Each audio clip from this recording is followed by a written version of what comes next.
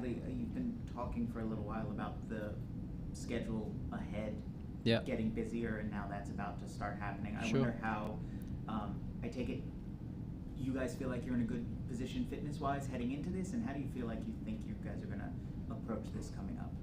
Yeah, listen, I think it's a tricky schedule for sure. You know, I think 9 games in, potentially 9 games, 8 guaranteed games, and hopefully a 9th in 31 days. So, you know, we're going to need everybody on board. And I think, you know, what we've been preaching since day one is sticking together and playing together. And, you know, everyone's got a chance and everyone's been getting minutes. You know, we use our subs a lot. So, you know, guys are coming back from a fitness point of view in terms of health-wise.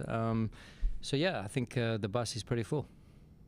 How important is it, do you think, that there's a lot of guys that have gotten some minutes, even if it's been a lot of continuity with the starting lineup, but how important is it to go into this stretch with those guys having some minutes under their belts, as opposed to it being a situation where it's just a few guys that have played, and now all of a sudden you're starting to try a rotation from zero? Yeah, I think we've had a vast group who have continuous Union 2 minutes, and I think there's such a good synergy between, you know, our team and Ryan Richter's team. So it's really interchangeable, and I think you know, a bunch of those guys train with us week in and week out. So I don't think it's as, you know, stark as what it looks like on the outside. I think there's a good synergy between both groups. I think the players are in a good way. I think they're getting continuous minutes, and if they don't, we put them through their paces on match day +1s, you know, match day -3s, for example. So yeah, we feel that there's not a real disconnect in terms of minutes and volume. Yeah. Where do you kind of view the U.S. Open Cup as a priority for this team? And I don't know if that's going to impact anything that happens this weekend with squad selection, but where do you kind of view that competition? Yeah, we feel, you know, your next game is your most important game. And then, you know, with the Open Cup, it's 4 games to a final, you know, and 5 games to a title. So, you know, for sure, there's some exciting times and prospects and opportunities, and I think for each challenge and opportunity there, I think we have to embrace it. I think we have to enjoy it. And like I said, but the first challenge is Montreal, and Montreal, we all know, it's a tough environment to go and play at. We all know it's you know, difficult circumstance that they've been through, and you know, they've got some results now, and I thought against the Red Bulls they played excellently, and last night clawed their way back in the game, and yeah, they get through on penalties. So yeah, credit to them. They're fighting, and that's what we have to prepare ourselves for. Listening in on the way over. Hey. Talk about guys getting minutes at Union 2. How do you judge whether they're ready, even if they get a lot of minutes at Union 2, the level is not the same as MLS. How do you judge when they're ready for sustained minutes of the first team? Yeah, I think our training environment and most of the guys who are in that bubble between the 2 teams, they train with us anyways. So they have a very good rep, or we have a very good look at them through our training reps. And through that, we can kind of gauge and to see how they do in our training environment, which, you know, we believe we train very competitively and we prepare them in the right ways. And even when we're doing scrimmages amongst ourselves, or, you know, tactical days, 11v11s or what have you. So that's a good gauge and a barometer for us to see how each individual is doing. And yeah, I think Union 2, you know, regardless of opponent, you put teams in a tough game and you train and play according to the way we train. I think it gives us a good depiction of where those guys are at.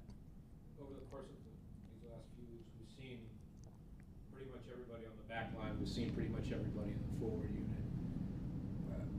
How comfortable are you with the full depth of your midfield in particular at this point, both the defensive half and the attacking half, in terms of how the players get split up, that everybody's ready for the next few weeks when they're all going to get time?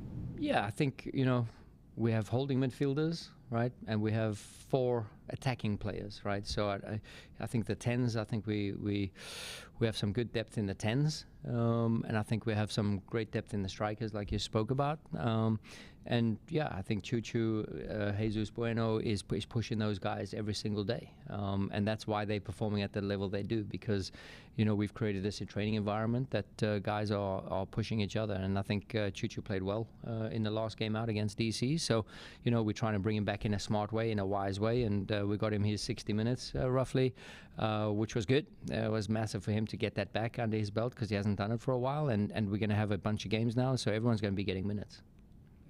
As a coaching staff, how far in advance do you sort of put on the whiteboard, here's how much we're going to rotate over the course of the games? You just do it on Monday for the 2 next games, or do you do it for 2 week stretch? I mean, you can always put it into theory, right? And then comes game day, and theory gets thrown out of the, you can put it in the washer. So you can theorize, you can go through that whole sort of process, and for sure we have. But your next game is your most important game, because just from a psychological point of view, you want to put out there that, you want to win your next game, and there's 3 points on the line, and it's a very important game. And then, yes, Indy, it's no walkover next week, Wednesday. So you have to put full focus on that too. We said earlier it's 4 games to a final, and it's 5 to a title. But we can only speak about that after this weekend, and it's a tough trip, tough environment to go play at, and they're trending in the right direction. So, for us, all eyes are on Montreal, and everyone has to be sort of in the in the mindset and the right frame of mind to tackle that game in the right way. In terms of your striker rotation, you've had 3 different pairings the last 3 games, and they've been productive in terms of goal contributions. Yeah. Do you envision continuing that rotation? Do you want 2 guys who are going to say, this is my starting job with their play? How do you envision that kind of moving forward? Yeah, I think we've played 10 games now, and I think you've seen a fair reflection of rotation amongst the squad. And I think, you can expect the same moving forwards. Yeah. And then last week, Ali Bedoya didn't make the bench. Was that just was there an injury there, or was there a technical call with Vasquez? Yeah, we spoke about last weekend or last time we were here. We've had a stomach bug going around.